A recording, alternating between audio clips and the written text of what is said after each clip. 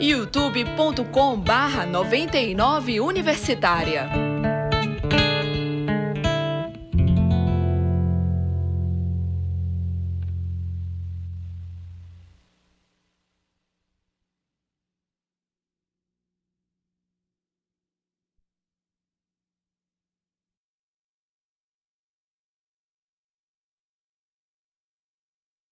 Universitária FM 99.9.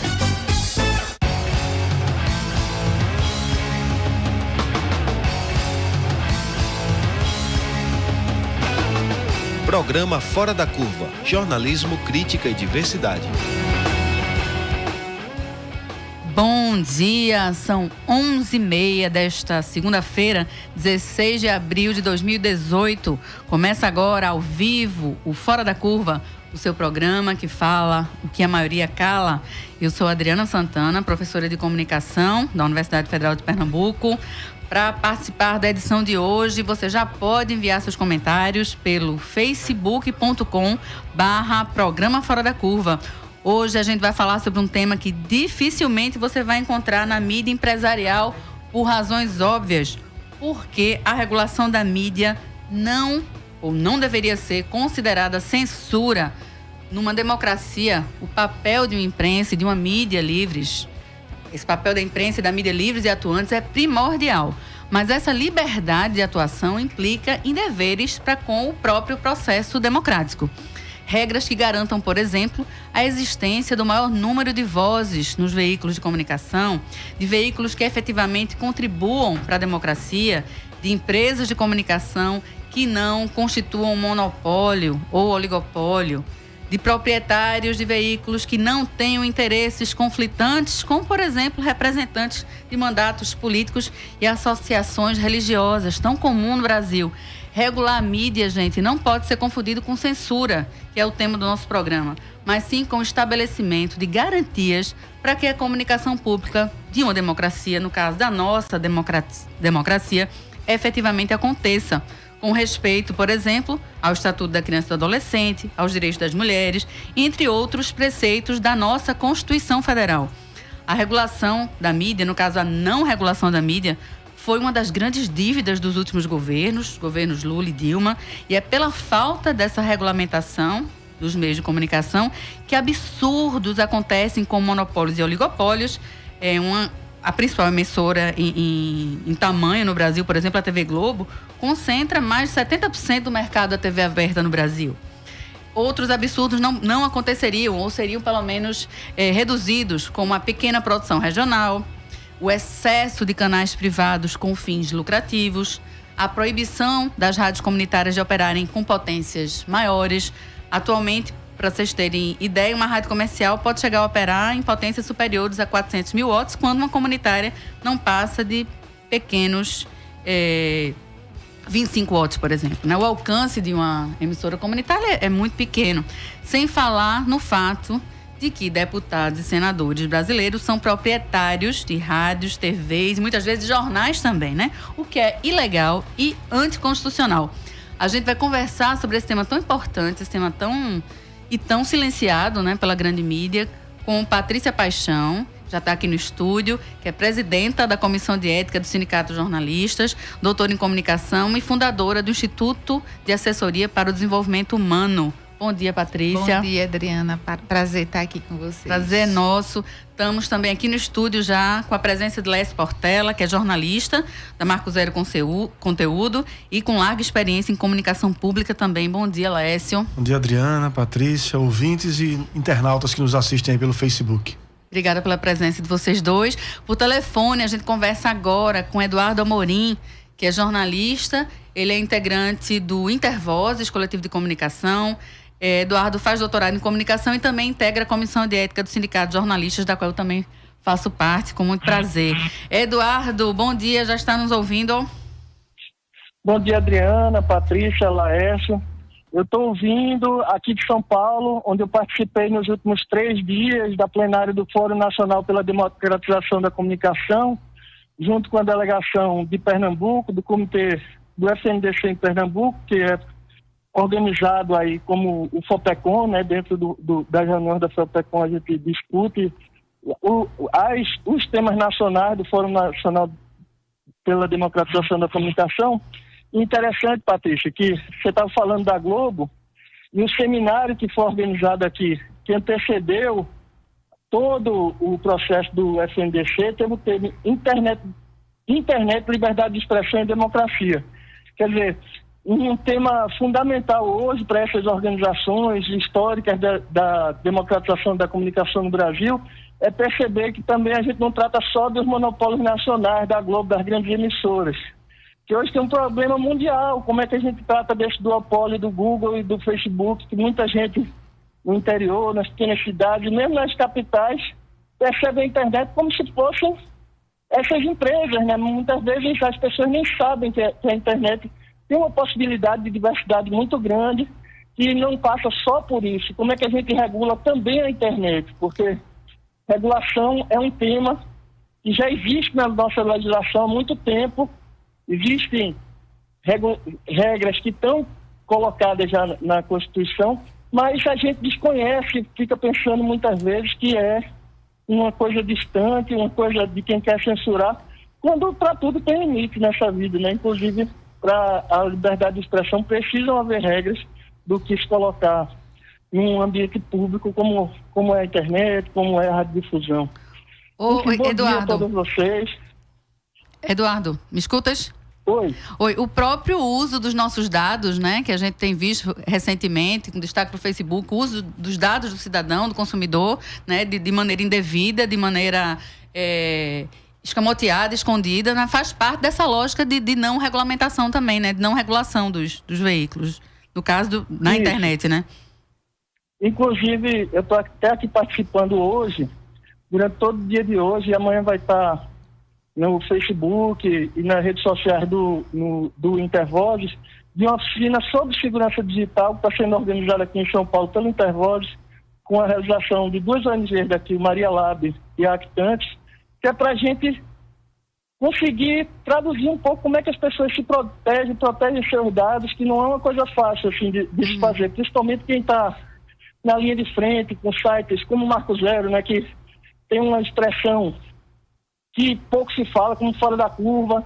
Muitas vezes sente que há uma necessidade de se proteger, e todo mundo tem direito a ter seus dados protegidos, né? Mas até para isso a gente está precisando estudar e perceber realmente qual é a realidade como um todo da internet, que não é fácil não. Uhum. Então, assim, aproveito também para falar que ontem, no último dia da plenária do FNDC, o Intervozes, o Barão de Itararé, uma série de organizações lançaram também uma campanha que já está nas redes, pode ser procurado pelo site do Intervozes ou lá no Facebook, a campanha Internet Direito Seu, que vai questionar, nesse ano de eleições, né, como é que está sendo distorcido o processo, como é que tem gente investindo muita grana em propaganda para criar perfis falsos, divulgar notícias falsas, como aconteceu recentemente, né, em casos nacionais, como da Marielle, que a gente via notícias falsas circulando assim, com milhares de compartilhamentos para destruir a imagem da vereadora que foi assassinada violentamente lá no Rio. E essa campanha Internet Direito Seu começou ontem, vai ser uma das formas que as entidades ligadas ao CNDC estão tratando desse tema para ver se diminui um pouco o impacto dessas notícias falsas nesse ano eleitoral. E ontem também foi eleita a nova diretoria da CNDC, que continua a Renata Miele, do Barão do Itararé, na coordenação, e agora a secretária-geral da CNDC passa a ser a Ana Cláudia Miel, do Intervozes. E a gente acha que nesse contexto todo de muitas ameaças à nossa democracia, de golpe mesmo, porque a gente está sofrendo muitos golpes na comunicação pública e no poder público, na nossa democracia. Foi um encontro de sucesso, assim, dezenas de entidades se encontrarem, trocarem experiências, mas numa situação de muita gravidade para quem luta pelo direito à comunicação, inclusive gravidade de pessoas se sentirem ameaçadas mesmo de violência física e de casos de lideranças, como é o caso que ficou mais evidenciado na figura da Marielle, né, que foi assassinada, e era uma pessoa que tinha uma importância também como divulgadora de situações da periferia carioca, né? Eduardo, esse teu relato, né, do Fórum Nacional pela Democratização da Comunicação mostra a gente que, apesar de a regulação ser um tema super antigo, né, tem mais de 3 décadas que o Brasil vem discutindo isso, mas ele é atualíssimo e se apresenta por outros formatos hoje, né? Essa necessidade, você ressaltou aí, principalmente em relação às novas mídias, né? A internet, essa terra quase sem ninguém, que a gente fica muitas vezes à mercê das empresas, né? Das corporações. Isso. E o que a gente no Intervozes repete muitas vezes é que, assim, a gente tem que pensar nas novas mídias, mas sem esquecer a história de lutas que tem nesse campo do direito à comunicação. A gente vem, muitas organizações do Brasil todo, vem defendendo que a regulação é necessária há muitos anos, e isso continua para a internet. Não é uma mudança total. A gente tem apenas que perceber as diferenças que tem nessa nova forma de se comunicar, nesse novo mercado de comunicação também, mas defendendo os mesmos preceitos, que é a liberdade de expressão, que é a responsabilidade na comunicação, que é a responsabilização das empresas que colocam conteúdo ilegal na internet por isso. Porque hoje, por exemplo, a gente teve um caso recente de direito de resposta contra a Record. Semana passada aconteceu finalmente a decisão. A Record foi obrigada a passar 8 programas defendendo as religiões afrodescendentes, mas o incrível que acontece é que ela ofendeu essas religiões há 13 anos. Como é que um direito de resposta vai ser realizado 13 anos depois do fato consumado de reportagens terem sido utilizadas por uma grande emissora brasileira de forma ofensiva a essas religiões? É um processo que nossa justiça precisa ser modificada para que não aconteça essa demora toda em casos que acontecem diariamente de erros. Aí em Pernambuco, e aí eu já passando a bola para a Patrícia Paixão, que acompanhou de perto isso, recentemente a gente teve um caso de uma moradora de rua que foi exposta de uma forma absurda depois do seu falecimento por um jornal ATPE, e aí a gente ainda tem questionamento sobre a forma como, através de uma articulação com o Ministério Público, conseguimos lá na Comissão de Ética um direito de resposta, mas que ainda não foi aquilo que a gente acha ideal na situação de reparação de uma mulher que foi constrangida ali após a morte dela, né? Sem dúvida. Eu vou passar a bola aqui para a Patrícia e para a Laércio para a gente falar sobre isso. Eu te agradeço bastante, Eduardo. Bom finalzinho de congresso para você e até um próximo encontro aqui conosco. Muito obrigada, Eduardo Amorim. Obrigada, Diana. E bom programa aí. Um beijo. Obrigada. A gente estava ouvindo as diversas consequências, né, da falta de regulação, né, Patrícia? Não é apenas em relação ao monopólio, à concentração, vai bem além, né? Isso. É bom a gente contextualizar quando a gente fala em regulação de mídia, né, nas violações de direitos humanos, a gente contextualizar por que isso ocorre, né? A gente viu que a configuração do capitalismo na América Latina, que veio com ditaduras nos anos 60, 70, com violência física e simbólica e com repressão, forte repressão. Essa lógica, a partir do modelo neoliberal, ela veio fortemente através dos meios de comunicação, de novas narrativas que controlaram, né, as liberdades, que vieram com discursos unidirecionais, de cima para baixo, acabando com toda a pluralidade de vozes das pessoas, das sociedades, das comunidades. Isso é frequente na América Latina, não só no Brasil. Então, o que ocorre? Com essa investida neoliberal em países como o Brasil, né, isso veio com os conglomerados de comunicação que veio uma nova configuração, não só das mídias de massa, que eram unicamente com as suas empresas, né, no Brasil, elas começaram a se configurar, a se reorganizar com empresas de telecomunicações e de internet.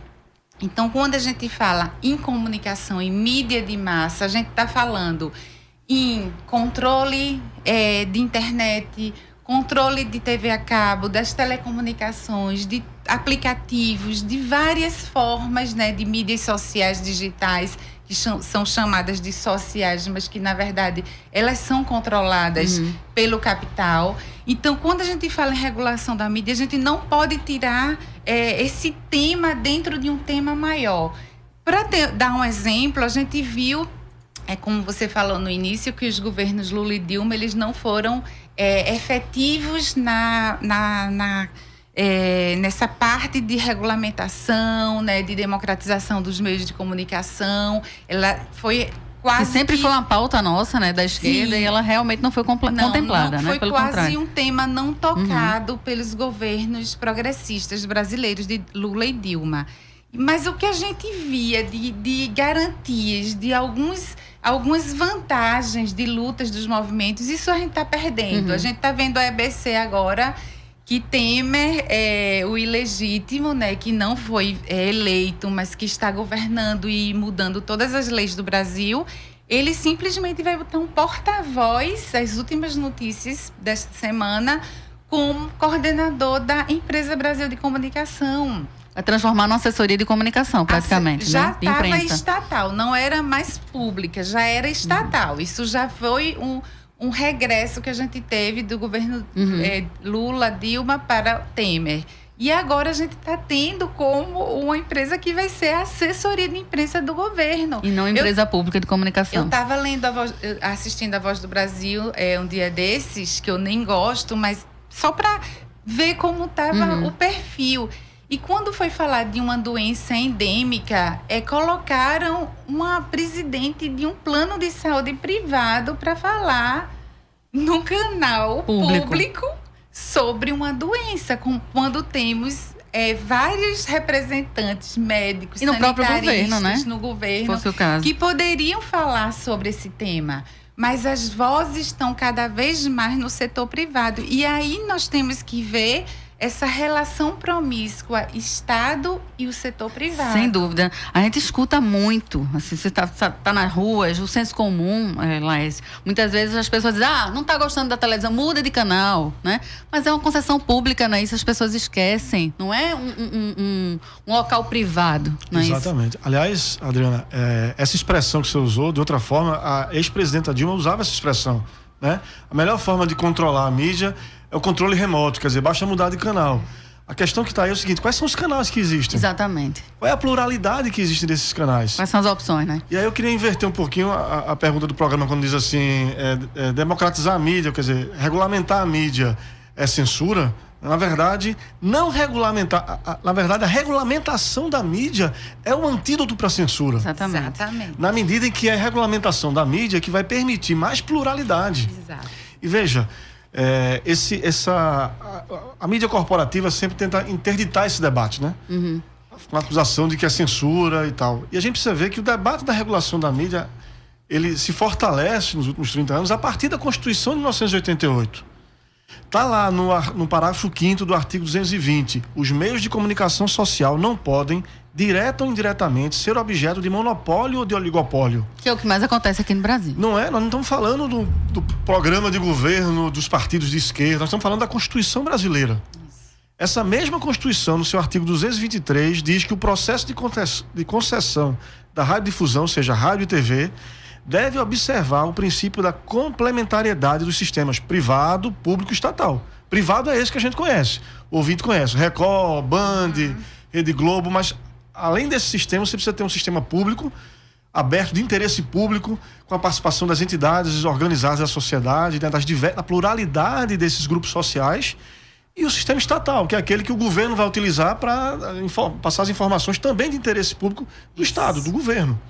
Então a gente, veja, e junto com isso tem um outro artigo que eu não vou lembrar exatamente qual é agora, mas ele está nesse âmbito da comunicação também, que proíbe a censura a conteúdo, seja do ponto de vista educacional, político, ideológico ou cultural. Então, vamos dizer assim, todo o debate da regulamentação da mídia, os princípios todos não estão num panfleto dos partidos de esquerda, estão na Constituição brasileira. Exato. Nós estamos discutindo os princípios da Constituição brasileira. É bom que o ouvinte, o internauta perceba isso. Veja, ninguém aqui está discutindo a plataforma de governo da candidatura do PT, ou da candidatura do PSDB ou do PSOL. Nós estamos partindo da Constituição brasileira. E aí, quando você vai ver o sistema de comunicação, como ele funciona no Brasil, você vai ver que ele na verdade, nega a Constituição. O nosso sistema tem uma característica, e aí o ouvinte, o internauta vai perceber rápido que, assim, o nosso sistema ele funciona ao contrário do que a Constituição diz. Ele funciona tendendo ao oligopólio. Como é que ele funciona? Você tem 3, 4, 5 empresas no eixo Rio-São Paulo, e a partir que são chamadas de cabeça de rede, e a partir dessas, uma série de afiliadas nos estados. Então você tem 4, 5, 6 grupos que comandam a TV aberta no Brasil, que é o veículo de comunicação que mais acessa as casas das pessoas, que tem mais abrangência nacional. 4 ou 5 grupos que se estruturam a partir de parceiros e associados nos estados e controlam o fluxo e a emissão de comunicação no Brasil. Eu estava pegando aqui uns dados daqui da pesquisa de monitoramento em mídia. Foi feita uma parceria, inclusive, do Intervozes, Eduardo falou aí um pouco, com o Repórter Sem Fronteiras, que mostra a concentração da mídia. Como a concentração da mídia ela está contra o que a Constituição diz. Para você ter uma ideia, eles pegaram os principais 4 veículos, os 4 maiores veículos de comunicação em cada uma das mídias. Se você somar os 4 principais emissoras de TV nacional, elas são responsáveis por 71% da audiência. Total. Ou seja, SBT, Band, Record e Globo chegam ou tem 71% da audiência da TV. Quando você vê que os donos saem da mesma classe social, tem o mesmo, são homens brancos de classe média alta, empresários, né? Isso quando não políticos. Não políticos. E você vai ver que, assim, é um mesmo grupo falando para o Brasil todo. No caso da mídia impressa, se você pega os 4 maiores veículos, eles representam 50% da tiragem. Você pega Grupo Folha, Estado, Globo, esses juntos, novamente, eixo Rio-São Paulo. 50% das tiragens do jornal estão com 4 grupos. No caso E aí, a internet, o Eduardo estava falando, a Adriana também, sobre a importância da internet, da regulação da internet. E aí você veja, quando a internet surgiu, o que muitas vezes dizia era o seguinte: a partir da internet, você vai ter mais vozes. E é verdade. A pluralidade vai aumentar. Agora todo mundo pode falar. No entanto, se você vai pegar os 4 maiores grupos, e aqui eu estou falando, deixa eu ver aqui, ó, o Grupo AOL, né, o Grupo Folha, Globo. O Grupo Globo, o Grupo Folha, o Grupo Record, que tem o R7, o Grupo Folha, que tem o UOL, o Grupo Globo, que tem todos os sites das TVs, das emissoras regionais, o G1, os da Rádio CBN, e o Grupo ONG e EGESA, que tem o IG, somados todos esses, eles representam 58,7% da audiência. Ou seja, muito mais da metade. Muito mais da metade. Mesmo na internet, os grandes grupos de comunicação dominam e comandam esse fluxo de informação. Dá essa ideia de falsa pluralidade, né? Por favor, Patrícia. Inclusive, essa pesquisa que está disponível na internet da MON Brasil, né, que é Media Ownership Monitor, que foi com essa pesquisa com o Repórter Sem Fronteiras e com Intervozes. Essa pesquisa traz, inclusive, alerta vermelho no Brasil, né? Sim. Em concentração de mídia, em concentração de audiência e falta de transparência, e, além disso, com essa controle religioso, político e econômico das mídias. E as consequências dessa concentração, né, que são consequências de uma falta de regulação, elas são bem claras no nosso cotidiano mesmo, né? Eu queria que vocês elencassem para os ouvintes, os internautas, qual é a consequência direta. Não é só bate-papo da gente jornalista, não. É real. É real. Eu acho que Laércio falou aí, que eu acho super importante, falando sobre como a gente quer que tenha um controle social da mídia, uma regulação para que não tenha censura. Exatamente. Então, o exemplo que Eduardo Amorim falou, com essa capa violadora do Aqui PE, que é do grupo R2. Aqui de Pernambuco. Que é o mesmo do Diário de Pernambuco. Veja, nós entidades que fomos defender essa moradora, né, essa flanelinha que foi Diana, que foi exposta sordidamente naquela capa horrível. Só numa fotografia, né? Mesmo com a mediação do Ministério Público, nós tivemos que tirar fórceps as etapas. E na última etapa que nós tivemos, que é de sensibilização nas redações sobre direitos humanos, direito das mulheres, nós não fomos recebidos porque eles não se organizaram para receber a gente. Nós somos reclamantes, mas nos dispomos, a partir da audiência do Ministério Público, a fazer um trabalho de sensibilização sobre violações para minimizar erros. Então, quando a gente vê que não há interesse, é porque é uma censura. É uma censura a partir do momento que os movimentos ficam sem voz, o Ministério Público determina e a redação não se organiza para receber a equipe que foi para esse processo de sensibilização. Veja, não é punição, é sensibilização. Então, de que lado está a censura? Quem está calando vozes, né? Exatamente. Quando a gente vê as rádios comunitárias sendo fechadas, criminalizadas. Às vezes, os comunicadores populares presos, já aconteceu muito no Brasil. Quando a gente vê isso, então, qual é a regulação? A regulação das empresas. As próprias empresas estão se regulando ao bel prazer. E o que é mais grave é essa relação promíscua entre Estado e setor privado, que há uma camaradagem, não há punição, né? A gente vê que as infrações, as concentrações de mídia, Rede Globo, os tentáculos dessas mídias, esse controle na internet, de utilizar todas essas possibilidades de divulgação, de disseminação de uma só voz, né, que vem das elites. Isso não tem controle, não tem qualquer tipo de controle social. Sem dúvida. Gente, chegou aqui não é uma pergunta, né? Um comentário do ouvinte Sérgio Mendonça. Ele diz o seguinte: fui uma das vítimas do vazamento de dados do Facebook. Esse vazamento recente, né? Que a gente tem acompanhado. Mas acho que isso não é nada perto do que foi o escândalo da NSA, que coleta 100% do que fazemos na internet. Tudo com conivência e participação ativa das maiores empresas baseadas na internet. Outro exemplo, né, da consequência de uma falta de regulação. E é preciso, né, Laércio, que a gente faça uma meia-culpa, nós, como categoria de jornalistas, né, pelo congelamento, a gente congelou a discussão de uma possibilidade de Conselho Nacional dos Jornalistas. Exatamente. Né, que continua, deveria ser uma ferramenta importantíssima para regular nosso trabalho, né? Exatamente. Na verdade, mais uma vez, foi a questão do discurso da censura, né?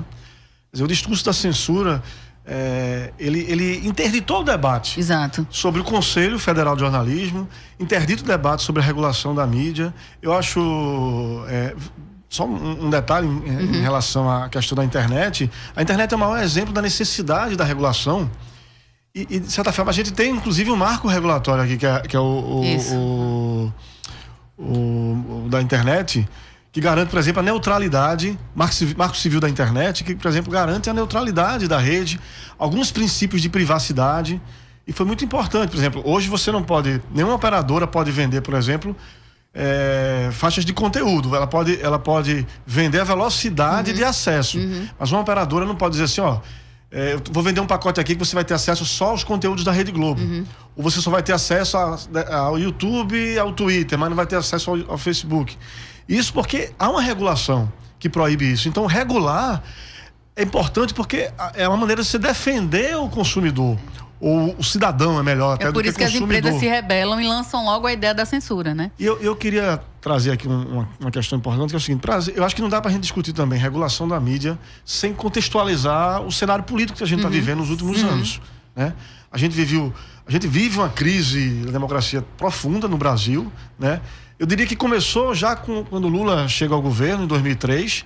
Você vê claramente um processo de oposição da grande mídia, da mídia corporativa ao governo, tem um processo do mensalão e tudo se agrava. Tem as eleições de 2006, 2010, 2014 e tudo se agrava a partir do golpe midiático, jurídico que acontece e parlamentar 2016. Em 2016 e agora com o processo todo da Lava Jato se agravando e chegando na prisão do ex-presidente Lula. Com a participação ativa da mídia nisso. Mídia. E aí eu queria trazer algumas informações aqui. O Manchetômetro, que é um site que eu indico a todos, manchetômetro.com.br, que faz a medição dos conteúdos nos principais veículos de comunicação da mídia corporativa com temas, né? E aí se você vai ver a cobertura que a mídia fez, eu peguei aqui os dados de fevereiro, e aí você vai ver no sentido de como a grande mídia, como é ruim, como prejudica a democracia de um país, você tem uma mídia que tem um assunto, um tema único, né? E como a Adriana disse, essa mídia contribuiu muito para o esfacelamento da democracia brasileira. Eu vou dar alguns exemplos aqui. Em fevereiro, o balanço aqui pega a Folha, Estadão, o Globo e toda a cobertura jornal nacional. O partido que foi mais criticado em fevereiro, em matérias consideradas críticas, contrárias, foi o PT. Mais de quase 70 matérias críticas. Se você for pegar, por exemplo, o DEM, você teve 5 matérias críticas em Folha, Estadão, Globo. 5 unidades. 5 unidades no Jornal Nacional, contra quase 70 do PT. Se você vai pegar as instituições dos partidos, os mais criticados na mídia são o Poder Executivo e o Poder Legislativo. Veja, eu sei que a gente tem muitos problemas no Poder Executivo e Legislativo, mas são os únicos que ainda têm possibilidade, lufadas da democracia, que você decide no voto. Sim. Os mais elogiados, com matérias favoráveis ou neutras, entre aspas, aí, o Poder Judiciário, Polícia Federal e Ministério Público. Aqui mostra que há uma cobertura enviesada para enfraquecer os segmentos, digamos assim, que ainda recebem lufadas de democracia do voto, Poder Executivo, Legislativo e os partidos políticos, enquanto você fortalece todo o sistema repressivo e punitivo. Exatamente. Esse movimento, aí tem uns outros dados aqui que são bem interessantes. As 3 personalidades mais criticadas pela mídia em fevereiro foram, pela ordem, Michel Temer, com 110 citações, Luiz Inácio Lula da Silva, com 90, e Dilma Rousseff, que está meio que fora do noticiário, né? E teve quase 40 críticas nesses veículos, principais veículos. Então mostra um direcionamento. E aí você fortaleceu, por exemplo, todo o processo da Operação Lava Jato, que prejudicou muito a democracia brasileira. Em que sentido? Prejudicou um único espectro do campo político. Você veja que o grande saldo hoje da Operação Lava Jato, e ninguém aqui está sendo contra o combate à corrupção, mas associado com a mídia, você teve a cassação do mandato de uma presidenta legitimamente eleita, que não teve comprovada crime de responsabilidade, por um lado, prejudicando as esquerdas, por outro lado, a condenação e a prisão do ex-presidente Lula. Então, todo um aspecto político foi prejudicado, foi tirado, interditado do processo de competição na democracia em benefício do outro segmento. Isso mostra como a regulação da mídia, ela não vai ferir ela não vai regulamentar a mídia, vai proibir a Globo ou Record de falar mal de Lula, de Dilma, não é nada disso. Vai apenas garantir que a gente tenha mais veículos com diferentes posições na sociedade, para que esse agendamento, o debate público, seja mais plural e não enviesado assim. Quando você tem 4 ou 5 grupos que ditam, associados com outras 4 ou 5 entidades, o rumo do agendamento político, da discussão pública no Brasil, está comprometido esse debate. Regulamentar a mídia significa abrir mais espaço para mais vozes. É proibir, por exemplo, a propriedade cruzada dos meios de comunicação, onde um dono de veículo é dono da rádio, da principal rádio. Pernambuco é um exemplo disso. A principal rádio, o principal jornal e a principal TV regional pertencem a um único grupo, no caso local, o JCPM. Isso é contra a Constituição. A Constituição prevê ali, embora a gente não tenha uma lei específica contra a propriedade cruzada, como você tem, por exemplo, nos Estados Unidos, na França, na Alemanha, na Inglaterra, que proíbe essa propriedade cruzada. Isso. Por outro lado, a Constituição proíbe o oligopólio e o monopólio.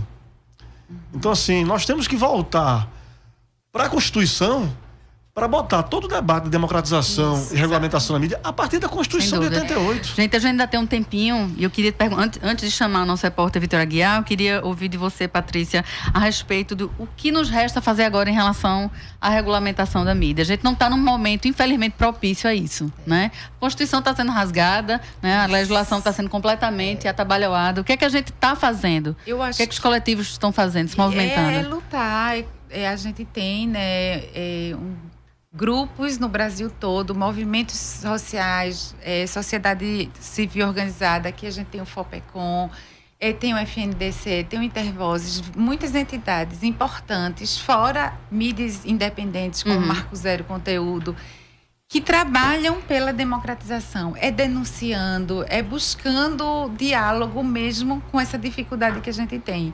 Mas uma coisa que eu quero alertar também é que a gente, sabe, você falou do jornalista, qual o papel da gente nisso, e a gente só se mobiliza quando há demissão em massa nas redações. Aí a gente alerta, meu Deus, que governo é esse? Que crise é essa? Que mídia é essa? Mas a gente tem que se preocupar, que mídia é essa? Quando outros grupos que são vulneráveis são atingidos, quando os movimentos sociais são criminalizados, como quando o MTST é criminalizado, como quando o MST historicamente é muito criminalizado. Então, nós profissionais de jornalismo, nas redações diversas no Brasil todo, nos calamos e começamos a gritar só quando a demissão bate na nossa porta. Verdade. Quando a gente vê, que mídia, como o patrão é tão duro, como ele é empresarial, como ele não enxerga o humano, como ele não vê o jornalismo em primeiro lugar. É isso, a gente tem que se preocupar e todo mundo está denunciando. E falando dessa questão da EBC mesmo, que é importantíssima, a regulação passa pela comunicação pública, que ela seja realmente pública e que não seja na mão do Estado, né? Se for o caso até, Patrícia, se negando a fazer coisas que a gente é contra. Sim. Muitas Exatamente. vezes, a gente, sob o manto de tenho medo de perder meu emprego, a gente acaba sendo contra nosso próprio modo de ser. Exatamente. Né? Teve uma lei do audiovisual, 12.485 de 2011, que ela regulou mais a TV a cabo. Então, trouxe mais diversidade, né? Mais produção independente na cadeia do audiovisual. Patrícia, eu vou interromper um pouquinho, só para Vitor entrar com essa notícia aqui. Bom dia, Vitor Aguiar. Bom dia, Adriana. Bom dia, convidados, bom dia, ouvintes. Começa amanhã na UFPE o Seminário Internacional A Recepção da Obra de Pierre Bourdieu no Brasil. O sociólogo francês Pierre Bourdieu é um dos principais pensadores da desigualdade de classes. O evento acontece amanhã e quarta no auditório do Centro de Ciências Sociais Aplicadas, o CCSA, das 8h30 ao meio-dia e das 14h às 5h30. A entrada é livre. O evento reúne pesquisadores brasileiros e franceses e é promovido pelo Programa de Pós-Graduação em Sociologia, com apoio do Consulado da França. E, para se ter uma ideia da atualidade do pensamento de Bourdieu, segue um trecho do seu discurso em 1995, em apoio a movimentos grevistas na França contra reformas neoliberais. Abre aspas. Estou aqui para oferecer nosso apoio a todos que lutam contra a destruição de uma civilização associada à existência do serviço público, à igualdade republicana, aos direitos, ao direito à educação, à saúde, à cultura, à pesquisa, à arte e, acima de tudo, ao trabalho. Fecha aspas. Mais de 20 anos depois, a fala de Bourdieu se aplicaria perfeitamente ao Brasil de hoje. Verdade, Vitor. E aproveitando, né, que Bourdieu falava tão veementemente em relação ao direito e ao direito à manifestação, a gente acabou de ter a notícia, né, agora que o MTST e o coletivo Povo Sem Medo acabaram de ocupar o famoso triplex do Guarujá, né? A defesa do ex-presidente Lula tinha apresentado ao TRF da 4ª Região um documento comprovando que a OAS, a construtora, é a verdadeira proprietária do apartamento, e agora os movimentos perguntam quem é que vai pedir essa reintegração de posse, né? A gente vai acompanhar ao longo da semana essa ocupação. Gente, eu agradeço muitíssimo a vocês pela presença. Perdão pelo tempo ser tão exíguo, Tudo ótimo. mas vamos discutir mais. Vamos lá. Esse é um Algum debate muito recado? importante. Algum recado? Alguma propaganda da Marco Zero? Não, Essa pode. A propaganda é acesso a Marco Zero, marcozero.org. Nós estamos na internet fazendo as coberturas que você não vai ver na mídia corporativa, que são importantes, fazendo contraponto. Eu ia falar aqui, acabei não falando, mas a importância do contraponto, por exemplo, a reforma os debates que envolvem a reforma da Previdência, a reforma trabalhista, todos os grupos sociais que são invisibilizados, Exato. né? Vocês são o outro lado, igual a gente aqui de Fora da Somos Curva. o outro lado da Muito notícia, obrigada, exatamente. gente. O programa Fora da Curva desta segunda, 16 de abril de 2018, vai ficando por aqui. Logo mais, a gente vai reprisar o programa às 9 da noite, aqui pela nossa rádio pública, Universitária FM, também na Universitária AM. Também já está disponível o nosso programa no YouTube e no Facebook. Agradeço bastante aos nossos convidados, a Ed Rodrigues pela produção do programa, Vitor Tavares pelo apoio aqui no estúdio e no comando das redes sociais. Agradeço a Marco da Lata pela técnica de som. Amanhã vocês vão ficar com a apresentação de Manina Guiar, com a produção da professora Ana Veloso, sobre o tema A Quem Serve o Discurso do ódio. Inclusive, um tema bastante semelhante à falta de regulação, né, da imprensa. Exatamente. Tema casado. Gente, boa tarde, boa semana. E não se esqueçam, regulação da mídia não é censura, é garantia de manutenção da democracia. Até a próxima. Isso aí.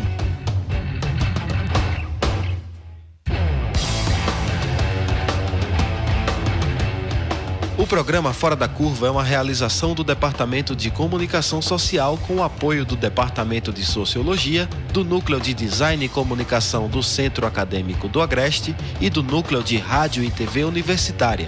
Parceria com o Marco Zero Conteúdo, Centro de Cultura Luiz Freire, Centro das Mulheres do Cabo, Centro Sabiá e Terral Coletivo de Comunicação. Esse programa fica disponível nas nossas redes sociais, na nossa página do Facebook, no canal do YouTube e no Mixcloud. A música tema do nosso programa foi composta pela banda Diablo Motor. Programa Fora da Curva. A gente fala o que a maioria cala.